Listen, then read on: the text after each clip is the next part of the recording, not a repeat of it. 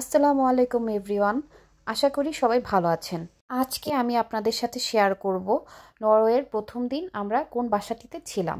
ভিডিওটি ভালো লাগলে লাইক, শেয়ার, কমেন্ট করে আমাদের পাশে থাকবেন। নরওয়ে পৌঁছাতে পৌঁছাতে রাত 12টা বেজে গিয়েছিল, বাট চাবি নিতে কোনো সমস্যা হয়নি। বাসার এন্ট্রেন্স দিয়ে ঢুকতেই বাম পাশে দেখতে পারবেন সুন্দর একটি সোফা, আর ডান পাশে ছিল একটি ডাইনিং টেবিল আর টিভি। রুমটিতে আরও ছিল দুটি জানালা, যার ফলে আলো বাতাসের কোনো কমতি হয়নি। এরপর সোজা চলে গেলে দেখতে পারবেন একটি সুন্দর রান্নাঘর। রান্নাঘরে এমন কিছু ছিল না যা নেই। এরপর চলে আসবে আমাদের বেডরুম এরিয়া। এই বাসার একটি প্রবলেম ছিল যে এক বেডরুমে যেতে হলে অন্য বেডরুম ইউজ করতে হয়। প্রথম বেডরুমে এরকম 4টি বেড ছিল, 4টি বেডই ছিল সিঙ্গেল। এখন সেকেন্ড বেডরুমটি দেখার পালা। মাশাআল্লাহ, অনেক সুন্দর ছিল। সেকেন্ড বেডরুমে বেডটি ছিল ডবল বেডের, অনায়াসে 3 জন থাকতে পারবে। এই রুমের মূল আকর্ষণ ছিল এর জানালাটা।